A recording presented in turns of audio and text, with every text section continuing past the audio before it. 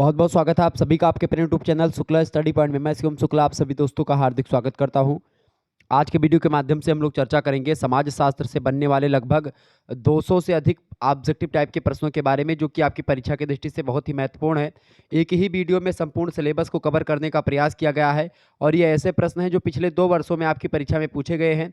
आपको बता दूं कि ये विभिन्न विश्वविद्यालय में पूछे जाने वाले प्रश्नों को भी इसमें मैंने शामिल किया है, ताकि आपका एक भी प्रश्न ना छूटे और आप 50 में से 50 प्रश्न करके आएँ। ठीक है? और एक इन्फॉर्मेशन आप लोग और दीजिएगा कि जो ये एक वन SOC 104 का पेपर तो मान लेते हैं कल है आपका, लेकिन 105 वाला पेपर किस दिन आपका पड़ेगा वो भी कमेंट कर दीजिएगा, अगर होता हो तो। ठीक है? तो मैं उसके लिए भी वीडियोस बना दूंगा। ठीक है? अगर नहीं होता तो उसके लिए कोई बात नहीं। तो SOC 104 यानी कि आपका जो सोशोलॉजी BA सेकंड सेमेस्टर में आप लोग पढ़ते हैं। सोशोलॉजी BA सेकंड सेमेस्टर में आपको society in India, structure, organisation and change के बारे में पढ़ना होता है, यानी कि भारत में समाज संरचना, संगठन और परिवर्तन के बारे में। तो एक भी प्रश्न आपका छूटने वाला है नहीं। ठीक है? BA सेकंड सेमेस्टर में आप हैं, अभी तक कुछ नहीं पढ़ा है। ठीक है? तो मात्र इस वीडियो को आप देख लीजिएगा, आपका एक भी प्रश्न नहीं छूटने वाला है। 100% यहीं से सारे प्रश्न आने वाले हैं। ये महासंग्राम रिवीजन क्लास है, ये बात आप ध्यान रखेंगे। आइए जानने का प्रयास करते हैं कौन कौन से प्रश्न आपकी परीक्षा में बन सकते हैं। पहला प्रश्न आपकी स्क्रीन पर आ चुका, फटाफट से आप लोग देखने का प्रयास करेंगे। पहला प्रश्न है, भारत की राष्ट्रभाषा कौन सी है? ये प्रश्न जो है पिछले वर्ष पूछा गया था, 2022 में भी और 2023 में भी ये प्रश्न आया था। भारत की राष्ट्रभाषा पूछता है तो आप हिंदी लगाएंगे उसमें। ठीक है? डी ऑप्शन करेक्ट आंसर था इसका, घा। मैं तीव्र गति से खूब आगे बढ़ूंगा ताकि जो है समय हमारे पास भी कम है और आपके पास भी कम है, तो मैं एक रिवीजन के रूप में आपको ये वीडियो जो लगभग आपको बता दूं कि 35 से 36 मिनट में या 38 मिनट या 40 मिनट लग जाएगा अधिकतम। मैं इतनी स्पीड के साथ चलूंगा, रफ्तार मेरी मेंटेन रहेगी। बस आप लोग थोड़ा सा कॉन्फिडेंट होकर के और विश्वास करके पढ़िए। आपको बता दूं इस वीडियो के बाद में आपको कुछ और पढ़ने की जरूरत नहीं पड़ेगी। अगला प्रश्न, मनु ने कर्म के कितने भेद बताए हैं? तो मनु ने कर्म के 3 भेद बताए हैं, सत, रज और तम। ऑप्शन नंबर इसका घा करेक्ट आंसर होगा। अगला प्रश्न है, संविधान की 8वीं अनुसूची में कितनी भाषाओं को मान्यता प्रदान की गई है? संविधान की 8वीं अनुसूची में 22 भाषाओं को मान्यता प्रदान की। कितनी भाषाएं? 22 भाषाएं। शुरुआत में जब संविधान बना था तब कितनी भाषाएं थी? तब 14 भाषाएं थी। उसके बाद में फिर एक भाषा शामिल हुई सिंधी, फिर उसके अंदर 3 भाषा शामिल हुई आपकी। उस 3 भाषा को ट्रिक से याद रखते हैं, नमक से, यानी कि नेपाली, मणिपुरी और कोंकणी। इसके बाद में 4 भाषा और शामिल हुई जिसको आप बोडोमास बोलते हैं। बोडोमास एक ट्रिक है, बोडोमास। बोडोमास की अगर बात की तो बो माने बोडो भाषा, डो माने डोगरी भाषा, ठीक है, माँ माने मैथिली और सा माने संथाली भाषा। ये सब एक प्रकार से शामिल है, शामिल हुई और इस तरीके से आपकी 14 के बाद में 8 भाषाएं और नई शामिल हुई, तो इस तरीके से आपकी कितनी हो गई? 22 भाषाएं। ठीक है? 8वीं अनुसूची में शामिल है ये सब। अगला प्रश्न है, जाति व्यवस्था में परिवर्तन के लिए उत्तरदायी कारक कौन नहीं है इनमें से? जाति व्यवस्था में परिवर्तन के लिए उत्तरदायी कारक इनमें से कौन सी नहीं है? देखिए, वैश्वीकरण जाति व्यवस्था में परिवर्तन का कारक है, नगरीकरण भी है और पश्चात शिक्षा भी है। जजमानी व्यवस्था जो है, जजमानी प्रथा एक प्रकार से एक जाति का दूसरी जाति के यहाँ आना जाना लगा रहता है। जैसे कि मान लेते हैं मिट्टी के बर्तन कुम्हार लोग बना करके देंगे, अगर मान लेते दरवाजा वरवाजा कुछ बनाना हो तो बढ़ई आकर के बनाएंगे। इस तरीके से अगर बाल काटना हुआ तो नाई काटेंगे। इस तरीके से आप देखते हैं पूजा पाठ करवाना हो तो पंडित जी करवाएंगे। ठीक है? और मान लेते हैं रक्षा करने की बात आई तो क्षत्रिय लोग करेंगे। ठीक है? खेती करने की बात आएगी तो शूद्र लोग, ऐसे ऐसे और भी तमाम प्रकार के लोग। अब मान लेते हैं कि दुकान उकान खोलने की बात आएगी, व्यापार की, तो बनिया लोग करेंगे। तो ये सब जजमानी व्यवस्था ही है। ठीक है? ऐसे आप देखते हैं नाऊ, धोबी, कुम्हार, ये सब जो है प्रजा माने जाते हैं और ये सब एक प्रकार से जब कुछ ठनता है, जैसे कि मान लेते हैं शादी आपके यहाँ होती है, तो शादी में सुबह सुबह आप देखते हैं सभी लोग बैठते हैं, तो सभी को साड़ी वाड़ी दी जाती है। तो ये सब जजमानी व्यवस्था का ही एक वो है। तो जजमानी व्यवस्था जाति व्यवस्था में परिवर्तन के लिए उत्तरदायी नहीं है। जाति व्यवस्था जाति मतलब जजमानी व्यवस्था जाति प्रथा को बढ़ाती है, जाति प्रथा की एक मुख्य विशेषता है। ठीक है? आगे देखेंगे, अगला प्रश्न है, निम्न में से कौन सा जाति प्रथा का प्रकार नहीं है? इनमें से जाति प्रथा का प्रकार कौन सा नहीं है? देखिए, परंपरागत कार्य में दक्षता होती है, श्रम विभाजन की व्यवस्था होती है, संस्कृति की रक्षा के लिए कुछ भी करते हैं। तो मानसिक योग्यता का महत्व इसमें बहुत कम होता है। ठीक है? जाति प्रथा में, तो ये इसका प्रकार नहीं है, का ऑप्शन करेक्ट आंसर होगा। अगला प्रश्न, धर्म आध्यात्मिक शक्तियों में विश्वास है। लगातार परीक्षा में प्रश्न आता है, 100% अब की बार आएगा। धर्म आध्यात्मिक शक्तियों में विश्वास है, यह परिभाषा किसने दी है? ये परिभाषा है एडवर्ड टाइलर की। ऑप्शन नंबर खा करेक्ट आंसर होगा। कुरान किस धर्म का पवित्र ग्रंथ है? तो कुरान इस्लाम धर्म का पवित्र ग्रंथ है, गा ऑप्शन इसका करेक्ट आंसर था। 2022-23 में प्रश्न आया हुआ है। अगला प्रश्न, मनु ने सामान्य धर्म के कितने लक्षण बताए हैं? तो मनु ने सामान्य धर्म के 10 लक्षण बताए हैं। आप ध्यान रखेंगे, परीक्षा की दृष्टि से इंपॉर्टेंट है, तो इसका का ऑप्शन करेक्ट आंसर था। ठीक है? अगला क्वेश्चन आप देखेंगे, हिंदू धर्म में संस्कारों के कितने प्रकार होते हैं? बताएं। हिंदू धर्म में संस्कारों की अगर बात की जाए तो हिंदू धर्म में संस्कार कितने होते हैं भैया, फटाफट से आप लोग बताने का प्रयास करेंगे। तो हिंदू धर्म में संस्कारों की संख्या कितनी बताई गई है, 16 संस्कार होते हैं हिंदू धर्म में। सी ऑप्शन इसका करेक्ट आंसर होगा। रामायण की रचना किसने की, फटाफट से आप लोग बताने का प्रयास करेंगे। बहुत ही महत्वपूर्ण प्रश्न है। ये सब आपको लग रहे हैं बहुत सरल प्रश्न है और परीक्षा में आप जाकर के इन्हीं प्रश्नों को गलत कर देते हैं। बहुत सारे लोग रामायण के रचनाकार तुलसीदास को लगा देते हैं, लेकिन रामायण की रचना किसने करी है, महर्षि वाल्मीकि ने करी है। ये बात आप ध्यान रखेंगे, ठीक है। बताएं। अच्छा, एक पुस्तक है the caste system in modern in northern India, मतलब उत्तर भारत में, तो उसको लिखा है ब्लंट महोदय ने उस पुस्तक को। ये बात आप ध्यान रखेंगे, परीक्षा की दृष्टि से इंपॉर्टेंट पुस्तक है। तो चलिए बताएं, फटाफट से आप लोग बताने का प्रयास करेंगे। इंपॉर्टेंट क्वेश्चंस आपके स्क्रीन पर आ चुका है। तो रामायण की रचना किसने की है, रामायण की रचना वाल्मीकि ने करी है। ऑप्शन नंबर इसका ए करेक्ट आंसर होगा। अगला क्वेश्चन आपके स्क्रीन पर आ चुका है। संविधान की किस अनुसूची में क्षेत्रीय भाषाओं का उल्लेख किया गया है, तो 8वीं भाषा में उल्लेख किया गया है। बी ऑप्शन इसका करेक्ट आंसर होगा। अगला प्रश्न आपके स्क्रीन पर आ चुका है। डोंगरी भाषा किस क्षेत्र में बोली जाती है, तो डोंगरी भाषा किस क्षेत्र में बोली जाती है भैया, फटाफट से आप लोग बताने का प्रयास करेंगे। डोगरी भाषा की अगर बात की तो डोगरी भाषा जो है हिमाचल प्रदेश और जम्मू कश्मीर, इन दोनों जगहों पर बोली जाती है, ठीक है। ये बात आप ध्यान रखेंगे। तो जम्मू कश्मीर और इसमें दोनों जगहों पर ये भाषा बोली जाती है। कौन सी भाषा भैया, डोगरी भाषा, ठीक है। बोडो डोगरी, तो डोगरी भाषा, ये आप दोनों करेक्ट आंसर। तो इसमें देखें ये ऑप्शन थोड़ा सा आपका डिस्टर्ब करने वाला था, हालांकि इसमें आप जो है आप हिमाचल प्रदेश लगा सकते हैं, ठीक है। आप इसमें क्या लगा सकते हैं, आप इसमें हिमाचल प्रदेश लगा सकते हैं और कश्मीर भी लगा सकते हैं। तो इसका जम्मू कश्मीर इसके साथ दिया हुआ है, तो ये नहीं लगाएंगे क्योंकि जम्मू की अलग भाषा है। तो ये ऑप्शन नंबर सी ए लगा देंगे, हिमाचल प्रदेश। अगला प्रश्न, जनजातियों के पृथक्करण का सुझाव निम्न में से किसका है, बताएं। जनजातियों के पृथक्करण का सिद्धांत निम्न में से किसका है, तो हट्टन और मजूमदार का है। जे हट्टन और मजूमदार का, के इसका ऑप्शन करेक्ट आंसर होगा। अगला क्वेश्चन आप देखेंगे, संस्कृतिकरण की प्रक्रिया का उल्लेख सर्वप्रथम किसने किया, संस्कृतिकरण की प्रक्रिया का उल्लेख एम.एन. श्रीनिवास ने किया था। इसका गा ऑप्शन करेक्ट आंसर होगा। एक बात और आपको बता दूं, को करिकुलर मास्टर यूट्यूब चैनल को अगर आपने सब्सक्राइब नहीं किया है तो प्लीज़ सब्सक्राइब कर लीजिएगा, क्योंकि ये आपके यूनिवर्सिटी से रिलेटेड बहुत सारी वीडियोज़ देता रहता है, ठीक है। तो ये चैनल बहुत ही इंपॉर्टेंट है, आपके लिए ही बनाया गया है। अगला प्रश्न है, डिस्क्रिप्शन बॉक्स में लिंक मैं उसकी दे दूंगा। अगला प्रश्न है, caste and communication and in Indian village, इस पुस्तक को किसने लिखा है, इस पुस्तक को लिखने वाले विद्वान हैं मजूमदार। ऑप्शन नंबर घ करेक्ट आंसर होगा। 1976 ईस्वी में 44वां संविधान संशोधन हुआ भारतीय संविधान में, तो उसकी प्रस्तावना में संशोधन हुआ। प्रस्तावना में राष्ट्रीय एकता के साथ और कौन सा शब्द जोड़ा गया था, तो राष्ट्रीय एकता के साथ अखंडता शब्द जोड़ा गया था। 1976 में इंदिरा गांधी की सरकार थी, ठीक है। और 42वां संविधान संशोधन हुआ भारतीय संविधान में। 42वें संविधान संशोधन को मिनी कॉन्स्टिट्यूशन भी कहते हैं।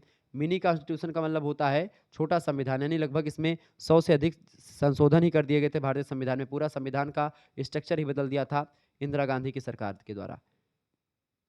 अगला प्रश्न आपकी स्क्रीन पर आ चुका है, फटाफट से आप लोग देखने का प्रयास करेंगे। प्रश्न है, वर्ग की अपनी परिभाषा में किसने जीवन अवसरों की अवधारणा को सम्मिलित किया, तो किसने किया था, मैक्स वेबर ने। ऑप्शन नंबर खा करेक्ट आंसर होगा। अगला प्रश्न, निम्नलिखित में से किसने सर्वप्रथम वर्ग संरचना विकसित की, बताए। निम्नलिखित में से किसमें सर्वप्रथम वर्ग संरचना विकसित हुई है, तो वर्ग संरचना आदिम समाजों में सबसे पहले विकसित हुई है। ए ऑप्शन करेक्ट आंसर होगा इसका। फैमिली शब्द की उत्पत्ति लैटिन भाषा के किस शब्द से हुई है, तो फेमुलस शब्द से हुई है, ठीक है। सी ऑप्शन इसका करेक्ट आंसर हो जाएगा, लैटिन शब्द है फेमुलस। अगला प्रश्न, निम्नलिखित में से कौन सी प्रजाति है, बताएं। निम्नलिखित में से कौन सी प्रजाति इनमें से, देखिए ब्राह्मण एक वर्ण है, वैश्य भी वर्ण है और क्षत्रिय भी वर्ण है। निग्रोटो एक प्रजाति होती है। 4 वर्ण होते हैं, ब्राह्मण क्षत्रिय वैश्य और शूद्र, ये 4 वर्ण होते हैं निग्रिटो, ठीक है। ये सब प्रजातियां होती, मंगोलाइड, ठीक है, द्रविडियन, ये सब आपकी प्रजातियां होती हैं। अगला प्रश्न है, किस विद्वान ने भारत को प्रजातियों का अजायब घर कहा, किस विद्वान ने प्रजातियों का अजायब घर कहा भारत को, हर्बर्ट रिजले ने कहा था। इसका खा ऑप्शन करेक्ट आंसर होगा।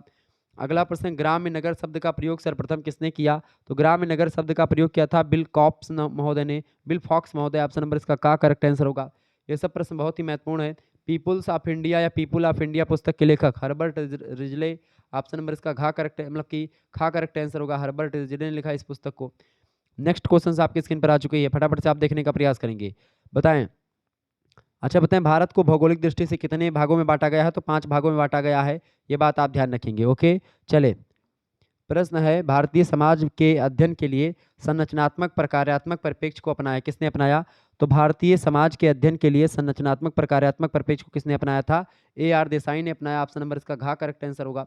अगला प्रश्न, डोंगरी भाषा के क्षेत्र में बोली जाती है, तो डोंगरी भाषा जो है ये आपकी हिमाचल प्रदेश में बोली जाने वाली भाषा है। कहाँ पर, हिमाचल प्रदेश, इसका का ऑप्शन करेक्ट आंसर होगा। अगला क्वेश्चन आपके स्क्रीन पर आ चुका है, सरकारी नौकरी में जनजातियों का आरक्षण कितने % है? तो सरकारी नौकरियों में जनजातियों का जो आरक्षण है वो 22% लगभग हो जाता है। इसका घ ऑप्शन करेक्ट आंसर हो जाएगा। आगे देखेंगे, अगला प्रश्न आपकी स्क्रीन पर आ चुका है, फटाफट से आप लोग देखने का प्रयास करेंगे। जाति एक बंद वर्ग है, किसने कहा? बताएं। जाति एक बंद वर्ग है, किसने कहा भाई? फटाफट से आप लोग बताने का प्रयास करेंगे। बहुत ही महत्वपूर्ण प्रश्न है परीक्षा की दृष्टि से आपके, सभी लोग बताने का प्रयास करेंगे। अच्छा ये बताएं, हिंदू विवाह एक संस्कार है, किसने कहा? तो हिंदू विवाह एक संस्कार है, किसने कहा था? Doctor KM. कपाड़िया ने कहा था। ये बात आप ध्यान रखेंगे। जाति एक बंद वर्ग है, किसने कहा? बहुत ही महत्वपूर्ण प्रश्न है, जाति एक बंद वर्ग है। इस प्रश्न का उत्तर अगर आप लोगों ने बता दिया तो समझो आप लोग जो है बहुत अच्छे तरीके से पढ़ाई करते हैं। जाति एक बंद वर्ग है, बहुत ही बार मैंने इस प्रश्न का उत्तर आपको बताया है। जाति एक बंद वर्ग है, किसने कहा? सभी लोग बताने का प्रयास करेंगे। चलें, जाति एक बंद वर्ग है, किसने कहा? बताइएगा, बहुत ही महत्वपूर्ण प्रश्न है आपकी परीक्षा के लिए। जाति एक बंद वर्ग है, बिल्कुल मजूमदार एवं मदान राइट आंसर है। बिल्कुल मजूमदार और मदान ने ही कहा था कि जाति क्या है? जाति एक बंद वर्ग है। किसने कहा? मजूमदार और मदान ने कहा था कि जाति क्या है? जाति एक बंद वर्ग है। ठीक है, क्या कहा था? जाति एक बंद वर्ग है। ओके, चलें, वीडियो को लाइक और चैनल पर सब्सक्राइब, चैनल पर नए तो सब्सक्राइब कर दीजिएगा और वीडियो को शेयर करते रहिएगा सभी दोस्तों के साथ। ठीक है, चलिए आगे बढ़ते हैं और भी चीज़ों को जानने का प्रयास करते हैं। तो इसका करेक्ट आंसर क्या हो जाएगा? मजूमदार और मदान। नेक्स्ट क्वेश्चन आपके स्क्रीन पर आ चुका है, परंपरागत परंपरागत सिद्धांत के अनुसार जाति की उत्पत्ति हुई है, बताएं। परंपरागत सिद्धांत के अनुसार जाति की उत्पत्ति हुई है किससे? बताइएगा। परंपरागत सिद्धांत के अनुसार जाति की उत्पत्ति जो हुई है बिल्कुल किससे हुई भाई? ब्रह्मा से हुई है, ब्रह्मा से हुई है। ब्राह्मणोस्य मुखामासीद बाहुराजान्यः कृता उरुतदस्य दवैश्याः पादाभ्याम शूद्रो अजायतः, ये श्लोक मिलता है। तो परंपरागत सिद्धांत के अनुसार जाति की उत्पत्ति किससे हुई है? ब्रह्मा से हुई है। ब्रह्मा के मुखमंडल से ब्राह्मणों की उत्पत्ति, भुजाओं से क्षत्रिय की उत्पत्ति और उदर से वैश्यों की यानी पेट से वैश्यों की उत्पत्ति या जंघे के आसपास से और पैरों से शूद्रों की उत्पत्ति मानी जाती है। अगला प्रश्न, जाति की उत्पत्ति के धार्मिक सिद्धांत के प्रतिपादक कौन है? बताएं। जाति की उत्पत्ति के धार्मिक सिद्धांत के प्रतिपादक, तो जाति की उत्पत्ति के धार्मिक सिद्धांत के प्रतिपादक हैं आपके होकार्ट और सोनार्ट। ऑप्शन नंबर इसका डी करेक्ट आंसर होगा। प्रभु जाति की अवधारणा किस समाजशास्त्री ने दी है? तो प्रभु जाति की अवधारणा किसने दी है भैया? एम.एन. श्रीनिवास ने दी है। ऑप्शन नंबर इसका सा करेक्ट आंसर होगा। अगला प्रश्न, कास्ट इन इंडिया नामक पुस्तक के लेखक, बहुत ही महत्वपूर्ण पुस्तकें हैं सब। कास्ट इन इंडिया पुस्तक को किसने लिखा है? जी.एच. हट्टन ने लिखा है। ए ऑप्शन करेक्ट आंसर होगा।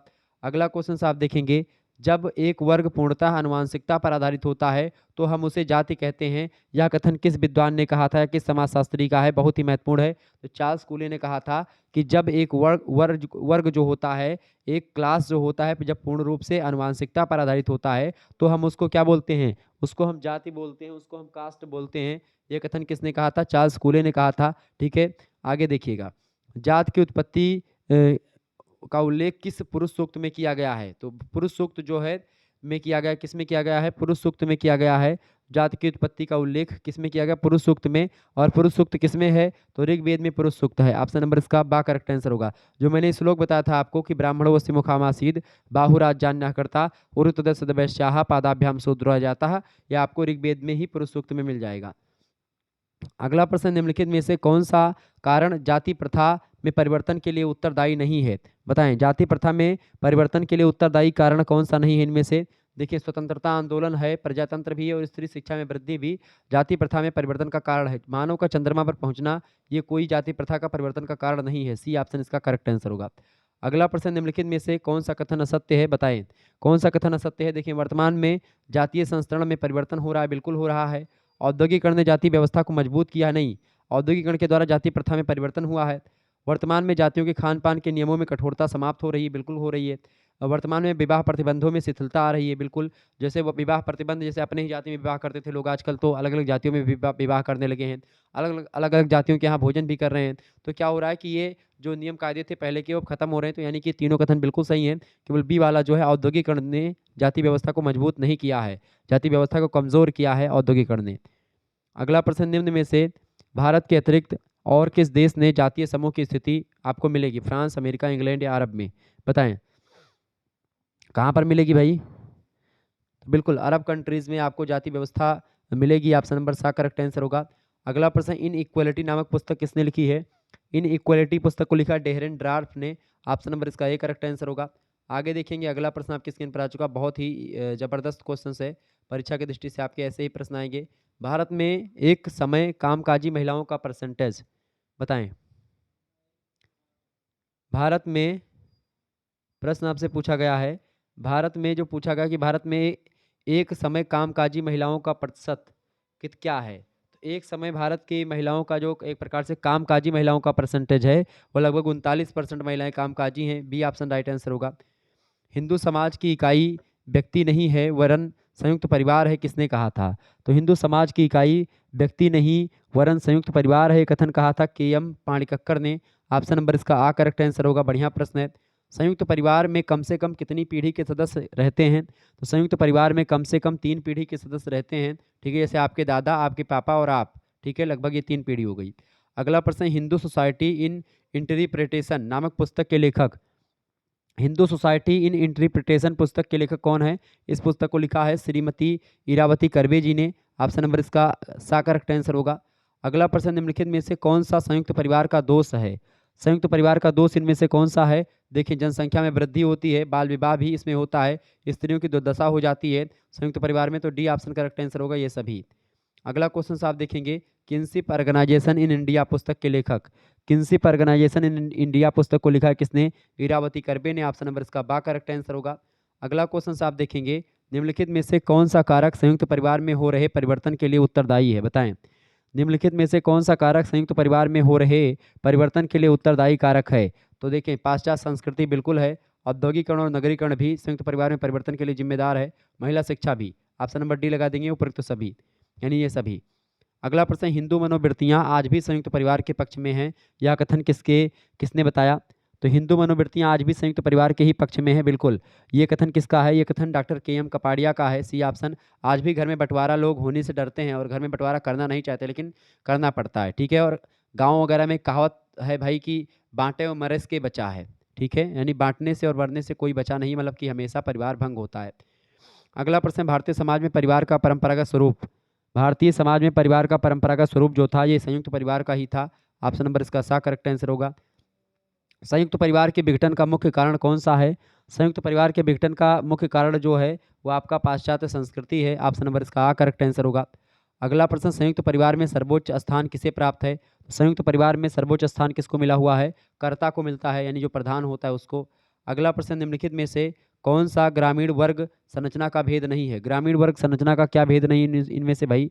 देखें, सरपंच जो है ग्रामीण वर्ग संरचना का भेद नहीं, बाकी मालिक, साहूकार और कृषि मजदूर ये सब वर्ग संरचना के ही भेद हैं।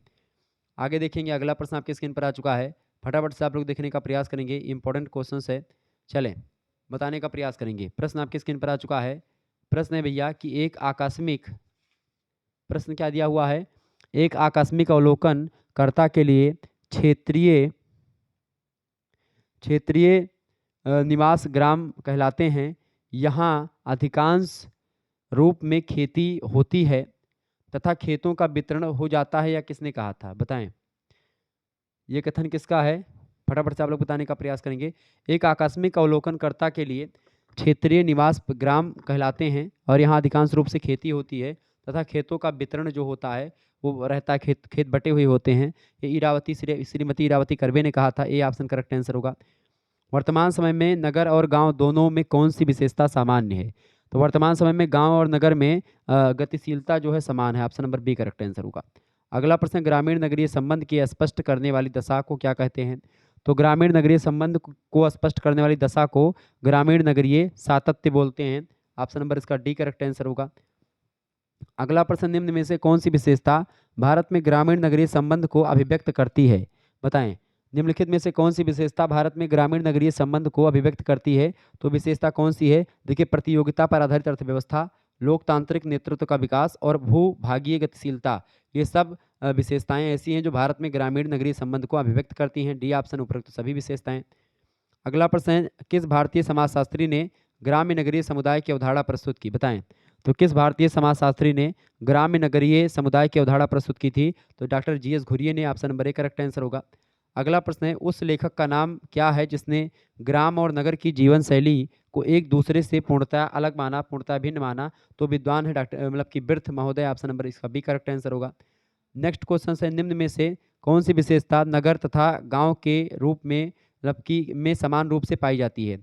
तो आर्थिक प्रतियोगिता भी आप देखेंगे समान रूप से मिलेगी। राजनीतिक गुटबंदी, नई प्रौद्योगिकी का उपयोग भी आपको यहाँ पर लगभग जो है समान रूप से देखने को मिलेगी। D option. अगला प्रश्न, ये किसने कहा कि नगर और गांव में केवल एक मात्रा का अंतर है? किसने कहा था? तो मैकाइबर और पेज ने कहा था गांव और नगर में केवल एक मात्रा का अंतर है। Option number B right answer होगा। जो गांव नगर की बाहरी सीमा पर स्थित होते हैं उन्हें क्या कहते हैं? तो जो गांव नगर की बाहरी सीमा पर स्थित होते हैं उन्हें उपनगरीय ग्राम कहते हैं। इसका बा ऑप्शन करेक्ट आंसर होगा। अगला प्रश्न, नगर के बाह्य हिस्सों के निकट के गांवों में जो प्रक्रिया पाई जाती है उसे गालपिन महोदय ने किस नाम से संबोधित किया? तो उसे गालपिन महोदय ने कहा कि ये होती है ग्राम नगरीकरण। ठीक है, नगर के बाह्य हिस्सों के निकट के गांवों में जो प्रक्रिया होती है उसे गालपिन महोदय ने ग्राम नगरीकरण कहा। ऑप्शन नंबर इसका सा करेक्ट आंसर होगा। अगला प्रश्न, ग्राम नगरी मतलब ग्रामीण और नगरीय जीवन में आज कौन सी प्रक्रिया प्रभावी है? तो ग्रामीण और नगरीय जीवन में आज जो प्रक्रिया प्रभावी है वो है निरंतरता की प्रक्रिया। ठीक है, ऑप्शन नंबर इसका ए करेक्ट आंसर होगा। आगे देखते हैं, अगला प्रश्न आपकी स्क्रीन पर आ चुका है, बहुत ही जबरदस्त प्रश्न है। ऐसे ही प्रश्न आपकी परीक्षा में आने वाले हैं। आप वीडियो को लाइक और चैनल पर अगर नए हैं तो सब्सक्राइब जरूर कर दीजिएगा। यही प्रश्न आपकी परीक्षा में 100% आने वाले हैं। चले एक बार वीडियो को लाइक और शेयर कर दीजिएगा। प्रश्न है, संस्कृतिकरण की अवधारणा संबंधित है। संस्कृतिकरण की अवधारणा किससे संबंधित है? एम.एन. श्रीनिवास से। ऑप्शन नंबर इसका बी करेक्ट आंसर हो जाएगा। अच्छा बताएं, ग्रामीण संप्रदायवाद की अवधारणा किसने दी? ग्रामीण संप्रदायवाद की अवधारणा दी है राधा कमल मुखर्जी ने। ये बात भी आप ध्यान रखेंगे। ओके, चले अगला प्रश्न है, प्रोफेसर R.A. मुखर्जी ने ग्रामीण समाज में कितने वर्गों का उल्लेख किया? बताएं फटाफट से, आप लोग बताने का प्रयास करेंगे। इसका राइट आंसर क्या हो जाएगा? सभी लोग बताने का प्रयास करेंगे। बहुत ही इंपॉर्टेंट क्वेश्चन है आपकी परीक्षा की दृष्टि से। ऐसे ही प्रश्न आपकी परीक्षा में आएंगे, बताइएगा। सभी लोग बताने का प्रयास करेंगे। बहुत ही इंपॉर्टेंट क्वेश्चन है आपकी परीक्षा की दृष्टि से। बताएं, professor R.A. Mukherjee. R.A. Mukherjee मतलब राधा कमल मुखर्जी ने ये एक प्रकार से प्रोफेसर हैं, भारत के ही समाजशास्त्री थे। तो ग्रामीण समाज में कितने वर्गों का उल्लेख किया इन्होंने? 6 वर्गों का। ऑप्शन नंबर इसका सी करेक्ट आंसर होगा। अगला प्रश्न, पंचायती राज व्यवस्था कितने स्तर की होती है? तो पंचायती राज व्यवस्था 3 स्तर की होती है। ऑप्शन नंबर बी में दिया 3 स्तरीय। Option number B right answer हो जाएगा।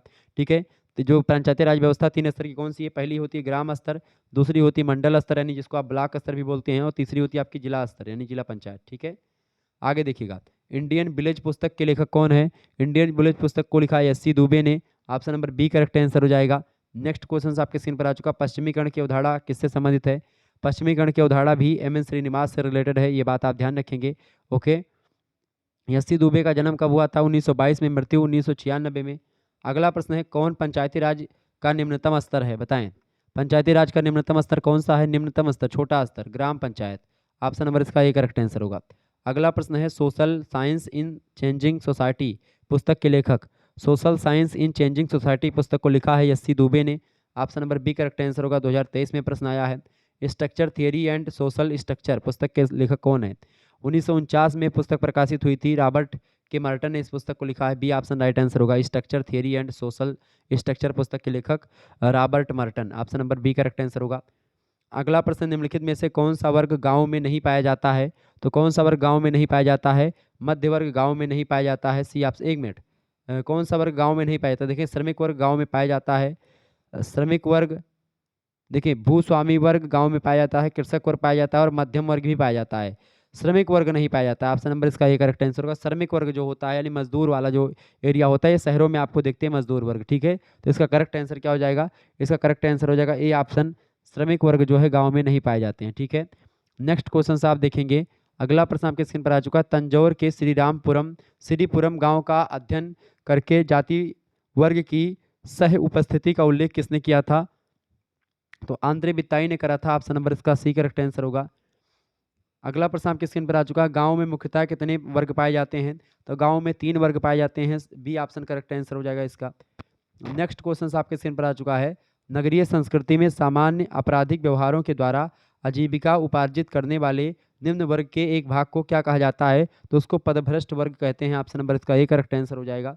नेक्स्ट क्वेश्चन आपके स्क्रीन पर आ चुका है, देखेंगे, सभी लोग बताने का प्रयास करेंगे। ये सब रिपीटेड क्वेश्चंस आ रहे हैं और इसीलिए मैं आपको करवा रहा हूँ ताकि आपका एक प्रकार से क्या हो जाए, आपका रिवीजन हो जाए और आपको और कुछ पढ़ने की जरूरत ना पड़े। ठीक है, एक ही वीडियो में सब कुछ आप जान जाए। संविधान की किस अनुसूची में क्षेत्रीय भाषाओं का उल्लेख है? तो बताएंगे किस अनुसूची में है भैया? 8वीं अनुसूची में है। किस अनुसूची में? 8वीं अनुसूची में रखा गया है। ठीक है, भारतीय क्षेत्रीय भाषाओं को। ऑप्शन नंबर इसका क्या लगाएंगे? ऑप्शन नंबर इसका करेक्ट आंसर हो जाएगा। ऑप्शन नंबर इसका बी, 8वीं अनुसूची। अगला प्रश्न, जनजातियों को भारतीय समाज में आत्मसात करने का सुझाव किसका है? तो जनजातियों को भारतीय समाज में आत्मसात करने का जो सुझाव है ये AR देसाई का है। ठीक है, Akshay Ramanlal Desai option number A correct answer होगा। इनका पूरा नाम है। काका कालेलकर आयोग ने पिछड़ा वर्ग के निर्धारण का आधार किसे माना? तो काका कालेलकर ने काका कालेलकर ने जाति को माना था जो है पिछड़ा वर्ग के निर्धारण में। चूंकि प्रथम पिछड़ा वर्ग आयोग के अध्यक्ष थे काका कालेलकर, ये बात ध्यान रखें, उन्होंने जाति को आधार माना था। पिछड़ापन निम्नलिखित में से किसका लक्षण है? तो पिछड़ापन जो है जाति का लक्षण है। ठीक है, ऑप्शन नंबर इसका बी करेक्ट आंसर होगा। अगला क्वेश्चन आपके स्क्रीन पर आ चुका, काका कालेलकर आयोग की स्थापना यानी प्रथम पिछड़ा वर्ग आयोग की स्थापना जो है ये किस सन में हुई? तो ये 29 जनवरी 1953 को हुई थी। Option number D correct answer हो जाएगा, ध्यान रखेंगे। अगला प्रश्न है, मंडल आयोग ने पिछड़ेपन का आधार क्या माना? देखिए, मंडल आयोग की बात की है तो इसके अध्यक्ष थे बीपी मंडल, और प्रथम पिछड़ा वर्ग आयोग जो बोलते हैं काका कालेलकर आयोग को बोलते हैं। द्वितीय पिछड़ा वर्ग आयोग जो बोलते हैं वो मंडल आयोग को बोलते हैं, जिसके अध्यक्ष बीपी मंडल थे। तो बीपी मंडल ने जो आधार माना पिछड़ेपन का वो सामाजिक, आर्थिक और शैक्षणिक तीनों माना। डी ऑप्शन राइट आंसर होगा उपरोक्त सभी। और ये जो द्वितीय पिछड़ा वर्ग आयोग आया था 1979 में आया था, ध्यान रखेंगे 1979। अगला प्रश्न है, अनुसूचित जाति शब्द का प्रयोग सर्वप्रथम किसने किया? अनुसूचित जाति शब्द का प्रयोग सर्वप्रथम किसने किया था? तो इन्होंने 1935 में किया था। अनुसूचित जाति शब्द का प्रयोग किसके स्थान पर? दलित वर्ग के स्थान पर अनुसूचित जाति शब्द का प्रयोग किया था 1935 में, ये बात ध्यान रखेंगे। अगला प्रश्न है, भारत में अन्नपूर्णा योजना कब प्रारंभ हुई? भारत में अन्नपूर्णा योजना जो प्रारंभ हुई है सन 2000 में प्रारंभ हुई। सी ऑप्शन राइट आंसर होगा। राष्ट्रीय एकीकरण को प्रभावित करने वाले कारक हैं। राष्ट्रीय एकीकरण को प्रभावित करने वाले कारक हैं जातिवाद, नस्लवाद और सांप्रदायिकता, तीनों। डी ऑप्शन राइट आंसर होगा इसका। अगला प्रश्न है, दी प्रॉब्लम ऑफ माइनॉरिटीज पुस्तक के लेखक। दी प्रॉब्लम ऑफ माइनॉरिटीज पुस्तक को लिखा है KB कृष्णा ने। ऑप्शन नंबर इसका ए करेक्ट आंसर होगा। नेक्स्ट क्वेश्चन है, संविधान की 8वीं अनुसूची में कितनी भाषाओं को मान्यता है? तो 22 भाषाओं को। ए ऑप्शन राइट आंसर होगा इसका। आगे देखेंगे, विवाह से संबंधित नियम हैं, बताएं। बढ़िया प्रश्न आपके स्क्रीन पर आ चुका है। विवाह से संबंधित नियम है, बताएं। अंतर्विवाह, बहिर्विवाह, अनुलोम विवाह, तो ये सब विवाह से संबंधित ही नियम है। ठीक है, ये सब विवाह से संबंधित, देखिए विवाह के प्रकार हैं ये सब, अंतर्विवाह, अनुलोम विवाह, बहिर्विवाह। ठीक है, ये सब विवाह से संबंधित नियम ही हैं, तो डी ऑप्शन इसका लगा देंगे ऊपर तो सभी। अगला प्रश्न, मुस्लिम समाज में विवाहों के प्रकार हैं। मुस्लिम समाज में विवाह जो होते हैं 4 प्रकार के होते हैं, कौन कौन से? पहला होता है सही टाइप का विवाह, दूसरा होता है बातिल, तीसरा होता है फांसी, तो चौथा होता है आपका मुताह। ये सब विवाह के प्रकार होते हैं 4 प्रकार के। पॉजिटिव फिलॉसफी की पुस्तक के लेखक कौन है? पॉजिटिव फिलॉसफी पुस्तक लिखा है समाजशास्त्र के जनक अगस्त काम्टे ने। Option number A correct answer होगा। अगला प्रश्न, समाजशास्त्र को इंग्लिश पिता किसने कहा? इंग्लिश पिता, समाजशास्त्र का इंग्लिश पिता किसे कहते हैं? तो इंग्लिश पिता समाजशास्त्र का हर्बर्ट स्पेंसर को ही कहते हैं। ठीक है, ऑप्शन नंबर इसका ए करेक्ट आंसर हो जाएगा। आगे देखेंगे, अगला प्रश्न है, सामाजिक आदर्श नियम है। सामाजिक आदर्श नियम है तो आदेश, सदाचार, कानून, ये सब सामाजिक आदर्श नियम है। डी ऑप्शन राइट आंसर होगा। अगला प्रश्न है, सामुदायिक विकास कार्यक्रम की शुरुआत हुई। सामुदायिक विकास कार्यक्रम की शुरुआत कब हुई भाई? 2 अक्टूबर 1952 को। ऑप्शन नंबर इसका ए करेक्ट आंसर होगा। अगला प्रश्न, मतलब कि स्वर्ण जयंती ग्राम स्वरोजगार योजना कब प्रारंभ हुई? तो स्वर्ण जयंती ग्राम स्वरोजगार योजना जो प्रारंभ हुई, ये आपकी प्रारंभ हुई है 1 अप्रैल सन 2000 को। ठीक है, 1 अप्रैल 2000 को, या फिर 1999 कहीं कहीं पर मिलता है, तो इसका ये ऑप्शन करेक्ट आंसर होगा। अगला प्रश्न आपके स्क्रीन पर आ चुका है, प्रश्न बढ़िया है। अंत्योदय योजना सर्वप्रथम किस राज्य में आरंभ हुई? तो अंत्योदय योजना राजस्थान में आरंभ हुई थी। ऑप्शन नंबर इसका ए करेक्ट आंसर हो जाएगा, 25 दिसंबर 2000 को। ठीक है, अगला प्रश्न, विशेष विवाह अधिनियम पारित हुआ। विशेष विवाह अधिनियम कब पारित हुआ? तो विशेष विवाह अधिनियम पारित हुआ था 1954 में 9 अक्टूबर को। ठीक है, ए ऑप्शन करेक्ट आंसर हो जाएगा इसका। अगला प्रश्न, अंतर्राष्ट्रीय महिला दिवस किस दिन मनाया जाता है? अंतर्राष्ट्रीय महिला दिवस 8 मार्च को मनाया जाता है, 1952 में पहली बार मनाया गया। ए ऑप्शन इसका करेक्ट आंसर हो जाएगा। अगला प्रश्न, समान वेतन अधिनियम किस वर्ष पारित किया गया? समान वेतन अधिनियम पारित किया गया था 11 फरवरी 1976 को संसद के द्वारा। ऑप्शन नंबर इसका ए करेक्ट आंसर होगा। अगला प्रश्न है, राष्ट्रीय साक्षरता मिशन कब आरंभ हुआ? राष्ट्रीय साक्षरता मिशन की शुरुआत 1988 में हुई। Option number A correct answer हो जाएगा, ये बात आप ध्यान रखेंगे। राष्ट्रीय साक्षरता मिशन का जो उद्देश्य था वो था ये था कि 15 से 35 वर्ष के जो निरक्षर लोग हैं उनको साक्षर बनाया जाए, ये बात आप ध्यान रखेंगे। ओके, आगे बढ़ते हैं और भी चीज़ों को जानने का प्रयास करते हैं। चले, प्रश्न आपकी स्क्रीन पर आ चुका है, फटाफट से आप लोग देखने का प्रयास करेंगे। बहुत ही जबरदस्त प्रश्न है, परीक्षा की दृष्टि से ऐसे ही प्रश्न आपकी परीक्षा में आएंगे, ध्यान रखेंगे। समाजशास्त्र को व्यवस्थित रूप से किस समाजशास्त्री ने प्रदान किया? समाजशास्त्र को व्यवस्थित रूप किस समाजशास्त्री ने दिया भाई? फटाफट से आप लोग बताने का प्रयास करेंगे। Max Weber, Herbert Spencer, Karl Marx या इमाइल दुर्खीम। बताएं समाजशास्त्र को जो है एक व्यवस्थित रूप किसने दिया, बताने का प्रयास करेंगे। सभी लोग बताइएगा समाजशास्त्र को एक व्यवस्थित रूप किसने दिया है। तो समाजशास्त्र को व्यवस्थित रूप देने का श्रेय किसको जाता है? मैक्स वेबर को? नहीं। हर्बर्ट स्पेंसर को या इमाइल दुर्खीम को? किसको जाता है? फटाफट से आप लोग बताने का प्रयास करेंगे। इसका राइट आंसर क्या हो जाएगा? बहुत ही ज़बरदस्त क्वेश्चन है आपकी परीक्षा की दृष्टि से, सभी लोग बताइएगा। चलें बताएं, देखिए किसका करेक्ट आंसर आता है, किसका करेक्ट आंसर आएगा बताएं। सभी लोग बताने का प्रयास करेंगे। करेक्ट आंसर इसका क्या होगा? समाजशास्त्र को व्यवस्थित किस रूप में, मतलब किसने, किस समाजशास्त्री ने किया? समाजशास्त्र शब्द का प्रयोग सबसे पहले हर्बर्ट स्पेंसर ने किया था, सॉरी अगस्त कॉम्टे ने किया था। कब किया था? 1838 में किया था। ये बात आप ध्यान रखेंगे। ओके। अच्छा ये बताएं इंग्लैंड को समाजशास्त्र से परिचित कब करवाया गया? 1849 में। किसने करवाया था? JS मिल ने करवाया था। ये बात आप ध्यान रखेंगे। अच्छा ये बताएं कि किसने सर्वप्रथम अपनी पुस्तक का नाम सोशियोलॉजी रखा था? तो हर्बर्ट स्पेंसर ने रखा था। जनजाति कल्याण समिति की स्थापना कब हुई? 1952 में हुई। अच्छा ये बताएं, बिल्कुल करेक्ट आंसर आप सभी का आ रहा है। Email Durkheim is right answer होगा इसका। बिल्कुल समाजशास्त्र को व्यवस्थित रूप से किस समाजशास्त्री ने प्रदान किया व्यवस्थित रूप? तो इमाइल दुर्खीम ने। इमाइल दुर्खीम इमाइल दुर्खीम जो है वो आत्महत्या का सिद्धांत भी देते हैं। अगला प्रश्न, समाजशास्त्र की किस प्रकार की प्रकृति है? बताएं समाजशास्त्र की प्रकृति किस प्रकार की है? समाजशास्त्र की प्रकृति वैज्ञानिक है, साइंटिफिक है? ए ऑप्शन राइट आंसर होगा। समाजशास्त्र एक विज्ञान है क्योंकि, समाजशास्त्र एक विज्ञान है क्योंकि ये पद्धतिक है, यानी मेथड को अपनाता है। सी ऑप्शन राइट आंसर होगा। समाजशास्त्र के जनक किसको कहते हैं? समाजशास्त्र का जनक है Auguste Comte. Option number C right answer होगा। अगला प्रश्न 1838 में समाजशास्त्र नाम देने से पहले काम्ट ने इसे क्या नाम दिया था? तो इससे पहले अगस्त काम्ट ने इसको सोशल फिजिक्स कहा था। ठीक है, सोशल फिजिक्स के नाम से समाजशास्त्र को जाना जाता था, लेकिन 1838 में समाजशास्त्र नाम दे दिया किसने? अगस्त काम्ट ने ही, इसीलिए अगस्त काम्ट को समाजशास्त्र का जनक कहा जाता है। ये बात आप ध्यान रखेंगे। अच्छा, बम्बई विश्वविद्यालय में पृथक विभाग की स्थापना कब की गई थी समाजशास्त्र की? तो 1919 में की गई थी, और भारत में सबसे पहले 1914 में बम्बई विश्वविद्यालय में ही समाजशास्त्र का अध्ययन प्रारंभ होता है। ये बात भी ध्यान रखेंगे, परीक्षा में प्रश्न पूछा आता है। आपसे पूछा जाएगा उत्तर प्रदेश में सबसे पहले समाजशास्त्र का अध्ययन किस यूनिवर्सिटी में प्रारंभ हुआ? तो आप बताओगे कि लखनऊ विश्वविद्यालय में प्रारंभ हुआ है समाजशास्त्र का अध्ययन 1921 से। ठीक है, ये बात आप ध्यान रखेंगे। ओके, आगे बढ़ते हैं और भी चीज़ों को जानने का प्रयास करते हैं। प्रश्न है, हेरी जॉनसन समाजशास्त्र को मानते हैं? हेरी जॉनसन समाजशास्त्र को समूहों का अध्ययन मानते हैं। सी ऑप्शन इसका राइट आंसर होगा। अगला प्रश्न, स्वरूपात्मक विचारधारा के साथ किसका नाम जुड़ा हुआ है? तो स्वरूपात्मक विचारधारा के साथ जॉर्ज सीमेल का नाम जुड़ा हुआ है। डी ऑप्शन राइट आंसर होगा। समाजशास्त्र सामाजिक व्यवस्था और प्रगति का विज्ञान है, या परिभाषा किससे संबंधित है? तो समाजशास्त्र जो है वो सामाजिक व्यवस्था और प्रगति का विज्ञान है। यह परिभाषा कॉन्ट की है। Option number D correct answer होगा। अगला प्रश्न, सामाजिक संबंधों के स्वरूपों का विश्लेषण किसने प्रस्तुत किया? इनमें से बताएं। तो प्रश्न है, सामाजिक संबंधों के स्वरूपों का एनालिसिस किसने प्रस्तुत किया? तो जॉर्ज सीमेल ने ही किया था। डी ऑप्शन राइट आंसर होगा। होमो हरार्किकस पुस्तक बड़ी इंपॉर्टेंट पुस्तक हमेशा आता है। लुई डुइमा, राइट आंसर हो जाएगा बी ऑप्शन। ठीक है, 1966 में होमो हरार्किकस पुस्तक का प्रकाशन हुआ था। ये बात भी आप ध्यान रखेंगे। क्लियर, आगे देखेंगे। रूरल लाइफ पुस्तक के लेखक, रूरल लाइफ पुस्तक को लिखा है बरगले ने। Option number C right answer हो जाएगा इसका। अगला प्रश्न है, निम्नलिखित में से किसने भारत विश्वविद्यालय परिप्रेक्ष्य को अपनाया? तो भारत विश्वविद्यालय परिप्रेक्ष्य को किसने अपनाया? तो GS घुरिये ने अपनाया था। ए ऑप्शन राइट आंसर हो जाएगा। ठीक है, ए ऑप्शन इसका करेक्ट आंसर हो जाएगा। जननांकिकी का पिता किसे कहा जाता है? बहुत ही महत्वपूर्ण प्रश्न है, सभी लोग बताने का प्रयास करेंगे। चले, सभी लोग बताएंगे जननांकिकी का पिता किसे कहते हैं भाई? जननांकिकी का पिता किसे कहा जाता है? सभी लोग बताने का प्रयास करेंगे। चले फटाफट से आप लोग बताएंगे, इंपॉर्टेंट क्वेश्चन है। जननांकिकी का पिता, बिल्कुल बहुत बढ़िया। रॉबिन्सन, माल्थस, रॉबर्टसन या डेविड? बताएं जननांकिकी का पिता। जननांकिकी का पिता कहा जाता है माल्थस को। Option number B correct answer होगा। अगला प्रश्न, 2011 में मृत्यु दर कितनी थी? 2011 में 7.1 मृत्यु दर थी। ये ऑप्शन करेक्ट आंसर होगा। अनुकूलतम जनसंख्या का सिद्धांत के समर्थक में कौन शामिल नहीं है?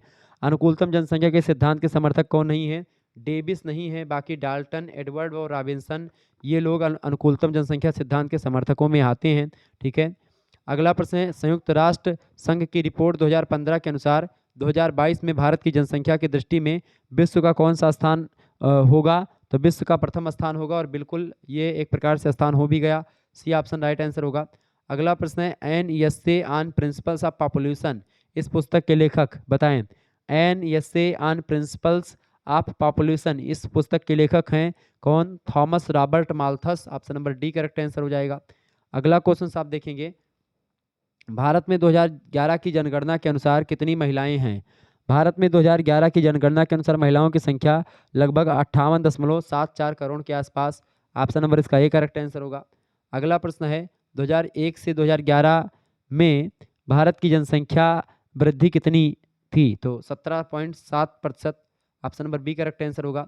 अगला प्रश्न, संविधान के किस अनुच्छेद के अनुसार किसी भी धर्म, जाति, प्रजाति और लिंग के आधार पर मताधिकार से वंचित नहीं किया जाएगा किसी व्यक्ति को? तो ये 325 अनुच्छेद में लिखा गया है। ए ऑप्शन इसका करेक्ट आंसर होगा। ये सब प्रश्न परीक्षा की दृष्टि से बहुत ही महत्वपूर्ण है, ध्यान रखेंगे। ओके, आगे देखते हैं। अगला प्रश्न आपकी स्क्रीन पर आ चुका है, त्रिपिटक। प्रश्न बहुत ही महत्वपूर्ण है। प्रश्न आपसे पूछा गया है, त्रिपिटक किस धर्म का पवित्र ग्रंथ है? तो त्रिपिटक की अगर बात की तो ये किस धर्म का है भैया? त्रिपिटक जो है ये आपका बौद्ध धर्म का ग्रंथ है। ठीक है, त्रिपिटक में 3 पिटक आते हैं, कौन कौन से? ये बौद्ध धर्म के त्रिरत्न भी कहे जाते हैं त्रिपिटक। उसमें अभिधम्म पिटक पहला है, दूसरा है विनय पिटक और तीसरा है सुत्त पिटक। अभिधम्म पिटक, विनय पिटक और सुत्त पिटक, ये एक प्रकार से जो है 3 पिटक होते हैं, इसीलिए इसको त्रिपिटक कहते हैं। बौद्ध धर्म का पवित्र ग्रंथ है। सी ऑप्शन इसका राइट आंसर होगा। अगला प्रश्न, सामान्य धर्म के मनु ने कितने लक्षण बताए हैं? तो सामान्य धर्म के मनु ने 10 लक्षणों के बारे में बताया है। कौन कौन से 10 लक्षण हैं? पहला है आपका सत्य, दूसरा है तप, तीसरा है दान, चौथा है संयम, पांचवा है क्षमा और छठा है आपका संयम, सातवां है अहिंसा, आठवां है शांति, नौवां है आस्ते और 10वां है आपका ब्रह्मचर्य। ठीक है, ये बात ध्यान रखेंगे। कौन कौन से? सत्य, तप, दान, संयम, क्षमा, शौच, अहिंसा, शांति, आस्ते और ब्रह्मचर्य, ये 10 लक्षण होते हैं। ठीक है, किसके? सामान्य धर्म के। किसने बताए? मनु ने बताए। अगला प्रश्न, संयुक्त परिवार के सदस्य अपने अधिकारों के प्रति जागरूक नहीं रहते हैं, जागरूक रहते हैं, स्वस्थ रहते हैं या संदेह युक्त रहते हैं? बताएं। तो संयुक्त परिवार के जो सदस्य होते हैं वो अपने अधिकारों के प्रति जागरूक नहीं रहते हैं। ऑप्शन नंबर इसका ए करेक्ट आंसर होगा। अगला प्रश्न आपकी स्क्रीन पर आ चुका है, संयुक्त परिवार की प्रकृति निम्नलिखित में से किस प्रकार की होती है? संयुक्त परिवार की प्रकृति समाजवादी होती है। ए ऑप्शन करेक्ट आंसर होगा इसका। अगला प्रश्न, हिंदू उत्तराधिकार अधिनियम किस वर्ष में पारित हुआ? हिंदू उत्तराधिकार अधिनियम पारित हुआ था 1956 में। Option number A correct answer होगा इसका। अगला क्वेश्चन आप देखेंगे, संयुक्त परिवार में निम्नलिखित में से किसका अभाव होता है? संयुक्त परिवार में किसका अभाव होता है, यानी किसकी कमी होती है? स्त्रियों की दशा की कमी होती है। ठीक है, स्त्री शिक्षा, पर्दा प्रथा, बाल विवाह, ये सब होती है। स्त्रियों की दशा ठीक नहीं होती है। अगला प्रश्न आपकी स्क्रीन पर आ चुका है, some aspects of family in महुआ, बताएं। Some aspects of family in महुआ पुस्तक के लेखक कौन है? तो इस पुस्तक को लिखा ईश्वरी लाल पराग जी ने। ठीक है, ईश्वरी लाल पराग जी जो हैं ये आईपी देसाई का ही पूरा नाम है, ये बात आप ध्यान रखेंगे। आईपी देसाई को ही बोलते हैं ईश्वरी लाल। ठीक है, ईश्वरी लाल पराग जी देसाई, ये आईपी देसाई का पूरा नाम है। 1964 में इस पुस्तक का प्रकाशन हुआ है, ये बात आप ध्यान रखेंगे। अगला क्वेश्चन आप देखेंगे, पुरुषार्थ कितने प्रकार के होते हैं? पुरुषार्थ जो होते हैं कितने प्रकार के होते हैं? 4 प्रकार के होते हैं पुरुषार्थ। Option number C correct answer होगा। कौन कौन से पुरुषार्थ होते हैं? पहला है आपका धर्म, दूसरा है अर्थ, तीसरा है काम और चौथा है मोक्ष। ठीक है, ये 4 प्रकार के पुरुषार्थ होते हैं। 4 आश्रम भी होते हैं। ठीक है, कौन कौन से आश्रम? ब्रह्मचर्य आश्रम, गृहस्थ आश्रम, वानप्रस्थ आश्रम और संन्यास आश्रम। अगला प्रश्न है, हिंदू धर्म में प्रमुख संस्कार कितने प्रकार के हैं? 16 संस्कार होते हैं। C option. 4 वेद होते हैं। रामायण की रचना किसने की है? वाल्मीकि जी ने। ए ऑप्शन करेक्ट आंसर होगा। आगे देखिएगा, अगला प्रश्न आपकी स्क्रीन पर आ चुका है, फटाफट से आप लोग देखने का प्रयास करेंगे। बहुत ही जबरदस्त प्रश्न आपकी स्क्रीन पर आ चुका है, बताएं। अच्छा, द गोल्डन बुक पुस्तक के लेखक कौन है? फ्रेजर महोदय हैं, ये बात भी आप ध्यान रखेंगे। चले, प्रश्न आपकी स्क्रीन पर आ चुका है, फटाफट से आप लोग देखने का प्रयास करेंगे। इंपॉर्टेंट है, भारतीय समाज में विविधता का प्रमुख आधार है। भारतीय समाज में विविधता का प्रमुख आधार क्या है? बताएं, सभी लोग बताने का प्रयास करेंगे। भारतीय समाज में विविधता का क्या आधार है भाई? भारतीय समाज में विविधता का आधार बताएं सभी लोग। खान पान व रहन सहन में भिन्नता, बिल्कुल। इसके अलावा उद्योग धंधों में भिन्नता, शारीरिक लक्षणों में भिन्नता। तो ये तमाम प्रकार के एक प्रकार से भारतीय समाज में विविधता आपको देखने को मिलेगी। ठीक है, क्लियर?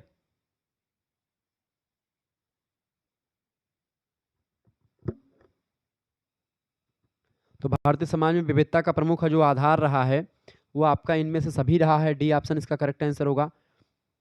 अगला प्रश्न, भारत में सर्वाधिक जनजातीय जनसंख्या वाला राज्य बताएं। भारत में सर्वाधिक जनजातीय जनसंख्या वाला राज्य कौन सा है? बताएं। राजस्थान, मध्य प्रदेश, बिहार या झारखंड? तो करेक्ट आंसर इसका क्या हो जाएगा? Madhya Pradesh. B option right answer होगा। अगला प्रश्न आपकी स्क्रीन पर आ चुका है, निम्नलिखित में से आश्रम व्यवस्था का सही क्रम कौन सा है? 4 आश्रम मैंने आपको बताए थे। कौन पहला आश्रम है आपका ब्रह्मचर्य। ब्रह्मचर्य के बाद में 0 से 25 वर्ष तक ब्रह्मचर्य रहता है। फिर 25 से लेकर के 50 तक गृहस्थ रहता है। गृहस्थ के बाद में 25 से आपका 75 तक वानप्रस्थ रहता है और 75 से 100 तक आपका संन्यास रहता है। तो इस तरीके से 100 वर्षों के पूरे मनुष्य के जीवन को 4 आश्रमों में बाँटा गया है। तो ये विराम होते हैं हर एक आश्रम मनुष्य के जीवन के।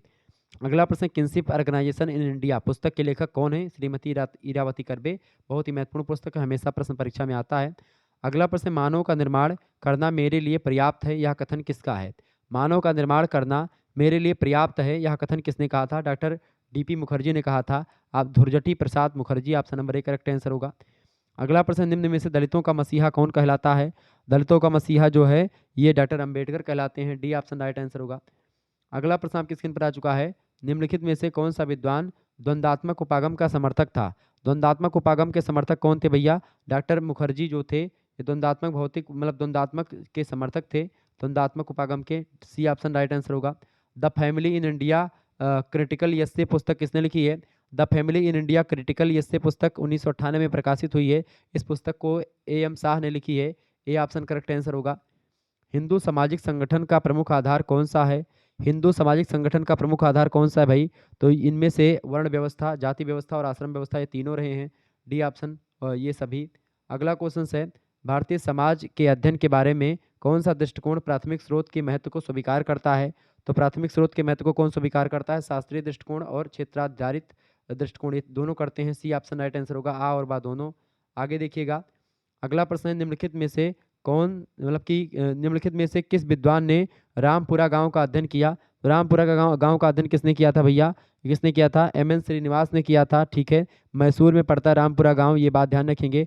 द रिमेम्बर्ड विलेज पुस्तक लिखी 1976 में, ये बात ध्यान रखेंगे। आगे देखिएगा, अगला प्रश्न है, निम्नलिखित में से किस विद्वान ने भारतीय समाज को समझने हेतु क्षेत्र आधारित दृष्टिकोण अपनाया? तो किसने अपनाया था? तो एस सी दुबे, आंद्रे बिताई, एम.एन. श्रीनिवास, ये सब भारतीय समाजशास्त्री हैं। इन सभी लोगों ने अपनाया था। डी ऑप्शन राइट आंसर हो जाएगा। आगे देखते हैं, अगला प्रश्न आपके स्क्रीन पर आ चुका है। फटाफट से आप लोग देखने का प्रयास करेंगे, बहुत ही जबरदस्त क्वेश्चन है।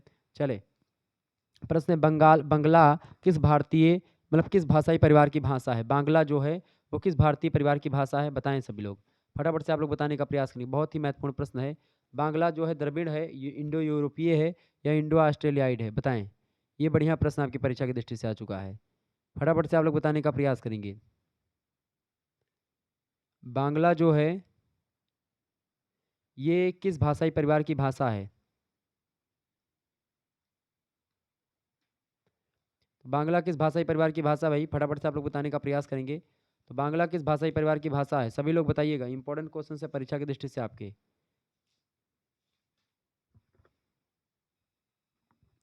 तो बांग्ला किस भाषाई परिवार की भाषा है? इंडो यूरोपीय की भाषा है। बी ऑप्शन करेक्ट आंसर हो जाएगा। ये बात आप ध्यान रखेंगे। कई भाषा जैसे द्रविडियन भाषा, इंडो आर्यन भाषा, मंगोलाइड भाषा, ठीक है, ये सब भाषा के एक प्रकार से प्रकार होते हैं। आगे देखिएगा, अगला प्रश्न है, हर्बर्ट रिजले ने भारतीय जनसंख्या में कितनी प्रजातियों के लक्षणों का उल्लेख किया है? तो रिजले महोदय ने भारतीय जनसंख्या में जो है 7 प्रजातियों के बारे में बताया है। सी ऑप्शन करेक्ट आंसर होगा। 1915 में इन्होंने ये चीज प्रजातियों का वर्गीकरण किया था। अगला प्रश्न, निम्नलिखित में से कौन सा तत्व प्रजाति विविधता से संबंधित है? तो इनमें से निग्रोटो मंगोलाइड जो है ये जाति प्रजाति विविधता से संबंधित है। डी ऑप्शन राइट आंसर होगा। निम्नलिखित में से भारतीय समाज में पाई जाने वाली क्षेत्रीय विविधता के तत्व का चयन कीजिए, बताएं। निम्नलिखित में से भारतीय समाज में पाई जाने वाली क्षेत्रीय विविधता के तत्व का चयन कीजिए। तो इनमें से उत्तर दक्षिण की विविधता, ऑप्शन नंबर इसका सा करेक्ट आंसर हो जाएगा। तो ये क्षेत्रीय विविधता के तत्व का एक प्रकार से इसमें है। ठीक है, आगे देखिएगा, अगला प्रश्न आपके स्क्रीन पर आ चुका है। The people of India, the peoples of India पुस्तक के लेखक कौन है? इस पुस्तक को लिखा हर्बर्ट रिजले ने। सी ए ऑप्शन करेक्ट आंसर होगा। 1868 से 1875 के बीच में लिखी गई। अगला प्रश्न, भारत में किस भाषा को बोलने वालों की संख्या सर्वाधिक है? तो भारत में सर्वाधिक बोलने वालों की संख्या जो है हिंदी बोलने वाले लोग ज़्यादा है। ए ऑप्शन करेक्ट आंसर होगा। किस विद्वान ने भारत को प्रजातियों का अजायब घर कहा था? तो किसने कहा था? हर्बर्ट रिजले ने कहा था। डी ऑप्शन करेक्ट आंसर हो जाएगा। अगला प्रश्न, संस्कृति वह जटिल समग्रता है जिसमें ज्ञान, विश्वास, कला, आचार, कानून, प्रथा, ऐसी ही अन्य क्षमताओं और आदतों का समावेश रहता है जिन्हें मनुष्य समाज मतलब के सदस्य होने के नाते प्राप्त करता है। यह कथन किसने कहा था? तो टाइलर महोदय ने कहा था। ए ऑप्शन करेक्ट आंसर होगा। अगला प्रश्न, संस्कृति कृषि संबंधी तथ्यों प्राविधिक तथ्यों, सामाजिक तथ्यों और मानसिक तथ्यों की उपज होती है। कौन? सांस्कृतिक कृषि। मतलब संस्कृति जो होती है कृषि संबंधित तथ्यों, प्राविधिक तथ्यों, सामाजिक तथ्यों और मानसिक तथ्यों की उपज है। किसने कहा था? बीडेन महोदय ने कहा था। सी ऑप्शन इसका राइट आंसर हो जाएगा। आगे बढ़ते हैं, अगला प्रश्न है संस्कृति पर्यावरण का मानव निर्मित भाग है। किसने कहा था? हर्ष कोविड्स ने कहा था। ए ऑप्शन इसका राइट आंसर होगा। अगला प्रश्न आपके स्क्रीन पर आ चुका है। देखिए, भारत में सांस्कृतिक विविधता का कारण है। भारत में सांस्कृतिक विविधता का कारण क्या है? विभिन्न संस्कृतियों का आगमन, भारतीय संस्कृति का ऐतिहासिक विकास और भारत के मूल निवासियों की बनावट। ये तीनों राइट आंसर हो जाएगा डी, उपरोक्त सभी। आगे देखेंगे, अगला प्रश्न आपके स्क्रीन पर आ चुका है। बहुत ही महत्वपूर्ण प्रश्न है परीक्षा की दृष्टि से आपके। इसको जो है आप सभी लोग वीडियो को लाइक और चैनल पर अगर नए हैं तो सब्सक्राइब जरूर कर लीजिएगा। ठीक है, चले। समाज शास्त्र का अध्ययन है, बताएं। समाज शास्त्र का अध्ययन है राष्ट्र का, विश्व का, समाज का या व्यक्ति का? समाज शास्त्र किसका अध्ययन है भाई? फटाफट से आप लोग बताने का प्रयास करेंगे। समाज शास्त्र किसका अध्ययन है? सभी लोग बताने का प्रयास करिएगा, इंपॉर्टेंट प्रश्न है। समाज शास्त्र किसका अध्ययन है भाई? समाज शास्त्र जो है किसका अध्ययन करता है, बताएं। समाज शास्त्र जो है किसका अध्ययन करता है? तो समाज शास्त्र जो है वो राष्ट्र का, वो समाज का अध्ययन करता है। सी ऑप्शन इसका राइट आंसर हो जाएगा। आगे देखेंगे, अगला प्रश्न आपके स्क्रीन पर आ चुका है। निम्नलिखित विश्वविद्यालयों में से किसमें समाज शास्त्र का पठन पाठन सबसे पहले प्रारंभ हुआ? तो कहाँ पर हुआ था? येल विश्वविद्यालय में। ऑप्शन नंबर इसका ए करेक्ट आंसर होगा। अगला प्रश्न है, सर्वप्रथम समाजशास्त्र के लिए अगस्त काउंट ने किस शब्द का प्रयोग किया था? सामाजिक भौतिकी शब्द का प्रयोग उन्होंने किया था, सोशियो फिजिक्स यानी सोशल फिजिक्स। ऑप्शन नंबर सा करेक्ट आंसर होगा। अगला प्रश्न, निम्नलिखित में से युग्मों में से कौन सा सही सुमेलित नहीं है, बताएं। कौन सा सही सुमेलित नहीं है? देखिए, चार प्राथमिक समूह, चार स्कूलें, बिल्कुल ठीक है। ठीक है, संस्कृतिकरण की अवधारणा एम एन श्रीनिवास की है। ठीक है, संस्कृतिकरण की अवधारणा, तो इसका यही ऑप्शन नंबर आपका ये गलत लग रहा है। ठीक है, देखें, आगे देखने का प्रयास करेंगे और भी प्रश्न आपके स्क्रीन पर आ रहा है। तो इसका करेक्ट आंसर क्या होगा? प्रदत्त और अर्जित परिस्थिति किसने बताई है? प्रदत्त माने होता है जो आपको पहले से मिल जाए, अर्जित माने जो आप प्राप्त करें। ठीक है, तो इसका करेक्ट आंसर क्या होगा? आप सभी लोग बताने का प्रयास करेंगे। प्रदत्त और अर्जित परिस्थिति, राल्फ के लिंटन, बिल्कुल इसका भी सही आपका लग रहा है। ठीक है, the social order Robert Bierstedt की ही पुस्तक है। ठीक है, अब इसका राइट आंसर जो हो जाएगा, बिल्कुल ए आर देसाई जो है यही वाला गलत है। एम एन श्रीनिवास, संस्कृतिकरण की अवधारणा एम एन श्रीनिवास की है। ठीक है, तो ये आपका गलत है, बाकी ये तीनों सही हैं। प्रदत्त और अर्जित परिस्थितियों की अवधारणा जो है राल्फ के लिंटन ने दिया है। द सोशल ऑर्डर पुस्तक रॉबर्ट बी स्टीड ने लिखी है। चार प्राथमिक समूह और द्वितीयक समूह, इस तरीके से समूहों को बांटा है चार्ल्स कूले ने, तो ये भी सही है। ठीक है, पहला ऑप्शन गलत है आपका। अगला प्रश्न, निम्नलिखित में से कौन सा एक समाजशास्त्र का ब्रिटिश फादर के रूप में जाना जाता है? तो ब्रिटिश फादर के रूप में स्पेंसर को जानते हैं। ए ऑप्शन करेक्ट आंसर होगा। निम्नलिखित में से कौन सा एक समाजशास्त्र का ब्रिटिश फादर के रूप में जानते हैं? तो स्पेंसर को ही। ये दोबारा प्रश्न आ गया। अगला प्रश्न, जाति वर्ग और व्यवसाय शब्द का प्रयोग सर्वप्रथम किसने किया? तो जाति वर्ग और व्यवसाय शब्द का सबसे पहले प्रयोग किया था एस.सी. दुबे ने। ठीक है, option number A correct answer हो जाएगा। अंतर्राष्ट्रीय महिला वर्ष कब मनाया गया? अंतर्राष्ट्रीय महिला वर्ष मनाया गया था आपका 8 मार्च 1975 को। Option number C correct answer होगा। अगला प्रश्न, पुस्तक माइंड एंड सोसाइटी के लेखक कौन है? माइंड एंड सोसाइटी पुस्तक को लिखा है पैरेटो ने। Option number B correct answer होगा। अगला प्रश्न, मनु ने कर्म के कितने भेद किए हैं? तो मनु ने कर्म के कितने भेद किए हैं भैया? मनु ने कर्म के 3 भेद किए हैं। ठीक है, ये बात ध्यान रखिए, मनु ने कर्म के कितने भेद किए हैं? 3 भेद। तो यहाँ पर गलत है, ये हिंदी अंग्रेजी मलयालम गलत है। मनु ने कर्म के कितने भेद बताए हैं? सतरज और तम। आगे देखेंगे, अगला प्रश्न आपके स्क्रीन पर आ चुका है। बढ़िया प्रश्न है परीक्षा की दृष्टि से। वीडियो पर अगर नए हैं तो सब्सक्राइब जरूर कर दीजिएगा आप सभी लोग। चले, अगला क्वेश्चन से, संयुक्त परिवार के सदस्य अपने अधिकारों के प्रति जागरूक बिल्कुल भी नहीं रहते हैं। बिल्कुल करेक्ट आंसर इसका यही होगा। ठीक है, ए ऑप्शन इसका राइट आंसर हो जाएगा। ठीक है, ये जागरूक बिल्कुल भी नहीं रहते हैं संयुक्त परिवार के जो लोग होते हैं, क्योंकि संयुक्त परिवार में क्या होता है कि एक प्रकार से तमाम सारे लोग होते हैं, संयुक्त रसोई होती है, सभी के काम का बंटवारा भी हुआ रहता है। तो इसमें क्या होता है कि अरे हम नहीं करेंगे तो दूसरे हमारे भाई कर लेंगे, पिताजी कर लेंगे, ऐसे सोचते हैं लोग। ठीक है, इसलिए इसमें अपने कर्तव्य के प्रति या अपने अधिकारों के प्रति लोग जागरूक नहीं होते हैं कि क्या हमारा अधिकार है, क्या कर्तव्य है, ये सब नहीं जानते हैं। मतलब एकदम से भिड़े रहते हैं और मतलब इनको कोई वो नहीं होता है। ठीक है, तो इसका करेक्ट आंसर क्या हो जाएगा? इसका करेक्ट आंसर क्या हो जाएगा भैया? इसका ए ऑप्शन करेक्ट आंसर होगा। आगे देखते हैं, अगला प्रश्न है, संयुक्त परिवार की प्रकृति निम्नलिखित में से किस प्रकार की होती है? संयुक्त परिवार की जो प्रकृति होती है वो समाजवादी होती है। ऑप्शन इसका करेक्ट आंसर होगा। अगला प्रश्न, हिंदू उत्तराधिकार अधिनियम किस वर्ष पारित हुआ? फटाफट से आप लोग बताने का प्रयास करेंगे। हिंदू उत्तराधिकार अधिनियम जो पारित हुआ है वो किस वर्ष पारित हुआ भाई? फटाफट से आप लोग बताने का प्रयास करेंगे। इंपॉर्टेंट क्वेश्चन आपके स्क्रीन पर आ चुका है। हिंदू उत्तराधिकार अधिनियम, बताइएगा। सभी लोग बताने का प्रयास करेंगे, इंपॉर्टेंट क्वेश्चन है परीक्षा की दृष्टि से आपके।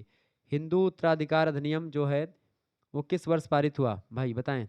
हिंदू उत्तराधिकार अधिनियम जो है 1956, इसका राइट आंसर हो जाएगा ए ऑप्शन। अगला प्रश्न आपके स्क्रीन पर आ चुका है। गांव को जीवन विधि के रूप में किसने परिभाषित किया? तो गांव को जीवन विधि के रूप में किसने परिभाषित किया भैया, ये भी बताएं। डी.एन. मजूमदार या फिर, तो गांव को जीवन विधि के रूप में किसने परिभाषित किया है? तो डी.एन. मजूमदार ने किया है, ए ऑप्शन राइट आंसर होगा। एस.सी. दुबे के गांव के वर्गीकरण के कितने आधार प्रस्तुत किए हैं एस.सी. दुबे ने? तो 6 आधार, option number A correct answer होगा। इंडियन विलेजेस पुस्तक के लेखक कौन है? इंडियन विलेजेस पुस्तक को किसने लिखा है?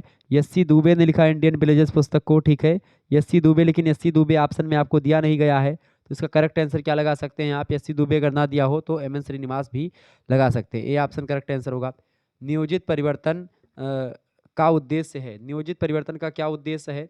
नियोजित परिवर्तन का उद्देश्य होता है समाज कल्याण, व्यक्तित्व का विकास और सामाजिक पुनर्निर्माण। ऑप्शन नंबर डी लगा देंगे उपरोक्त सभी। अगला प्रश्न, रूरल लाइफ पुस्तक के लेखक कौन है? तो रूरल लाइफ पुस्तक किसने लिखी है? ममफोर्ड ने लिखी है, ऑप्शन नंबर इसका घ करेक्ट आंसर होगा। आगे बढ़ते हैं, अगला प्रश्न आपकी स्क्रीन पर आ चुका है, फटाफट से आप लोग देखने का प्रयास करेंगे। प्रश्न है, किसने कहा कि जाति एक बंद वर्ग है? बताएं, किसने कहा कि जाति एक बंद वर्ग है? तो मजूमदार और मदान ने कहा था, ए ऑप्शन राइट आंसर होगा। जाति शब्द की उत्पत्ति का पता किसने लगाया? जाति शब्द की उत्पत्ति का पता किसने लगाया था? फटाफट से आप लोग बताने का प्रयास करेंगे। जाति शब्द की उत्पत्ति का पता किसने लगाया भैया? सभी लोग बताने का प्रयास करिए। जाति शब्द की उत्पत्ति का पता किसने लगाया था? जाति शब्द की उत्पत्ति का पता लगाया था ग्रेसिया डी ओरेटा ने, बी ऑप्शन राइट आंसर होगा इसका। अगला प्रश्न, किसने कहा कि जाति व्यवस्था के अध्ययन के लिए विशेषज्ञों की एक सेना की आवश्यकता है? तो जी.एस. घुरिये ने कहा था, सी ऑप्शन राइट आंसर होगा। जब दो सगे भाई भाई की संतानों में परस्पर विवाह होता है तो क्या कहलाता है? तो जब दो सगे मतलब भाई भाई की संतानों में परस्पर विवाह होता है तो उसको बोलते हैं सलिंग सहोदर विवाह, ऑप्शन नंबर इसका सा करेक्ट आंसर होगा। अगला प्रश्न, जब एक व्यक्ति अपने जीवन साथी का चुनाव अपने ही समूह में करता है तो उसको क्या बोलते हैं? तो अपने समूह में ही अपने जीवन साथी का चुनाव करने को अंतः विवाह कहते हैं, अंतर विवाह, ऑप्शन नंबर सा करेक्ट आंसर होगा। यदि एक समय में एक पुरुष एक से अधिक स्त्रियों से विवाह करता है तो उस विवाह को क्या कहते हैं? तो उस विवाह को बोलते हैं बहुपत्नी विवाह, ऑप्शन नंबर इसका दा करेक्ट आंसर होगा। जब विधवा स्त्री अपने मृत पति के कनिष्ठ भाई यानी छोटे भाई के साथ विवाह करती है तो उसको क्या बोलते हैं? उसको बोलते हैं देवर विवाह, ए ऑप्शन करेक्ट आंसर होगा। अगला प्रश्न, जब कोई व्यक्ति एक विशेष वर्ग के व्यक्ति से ही विवाह करे तो उसको क्या बोलते हैं? उसको अधिमान विवाह बोलते हैं, बी ऑप्शन। अगला क्वेश्चन आपके स्क्रीन पर आ चुका है, निम्नलिखित में से धर्म का मौलिक लक्षण कौन सा है? धर्म का मौलिक लक्षण क्या है भाई इनमें से? धर्म का मौलिक लक्षण होता है श्रेष्ठ शक्ति में विश्वास, पवित्रता की धारणा की प्रार्थना, पवित्रता की धारणा और पूजा और आराधना, ये सभी option number D correct answer हो जाएगा। तो ये आपके लगभग 200 से अधिक प्रश्न आपको मैंने बता दिया लगभग 50 से 52 मिनट में। और आपको बता दो कि इस वीडियो के बाद में और आपको कुछ पढ़ने की जरूरत नहीं पड़ेगी, और किसी भी विश्वविद्यालय की आप परीक्षा दें, कानपुर विश्वविद्यालय की दें या अन्य किसी विश्वविद्यालय की दें, ठीक है, एमजेपीआरयू की दें, या आप किसी विश्वविद्यालय की जिनमें परीक्षा ऑब्जेक्टिव मतलब ऑब्जेक्टिव परीक्षा जिस भी विश्वविद्यालय की होती है उन सभी के लिए बहुत ही महत्वपूर्ण है। तो आप इस लेक्चर को अगर अंत तक देख चुके हैं तो बहुत बहुत धन्यवाद आप सभी का। और इसके अलावा आप बी ए करिकुलर यूट्यूब चैनल हमारा दूसरा है और को करिकुलर मास्टर, इन दोनों चैनल को आप सब्सक्राइब कर लीजिएगा। हमको इंस्टाग्राम पर आप फॉलो भी कर सकते हैं, ठीक है, शुक्ला स्टडी पॉइंट के नाम से। धन्यवाद, मिलते हैं नेक्स्ट वीडियो में। बहुत बहुत धन्यवाद आप सभी का।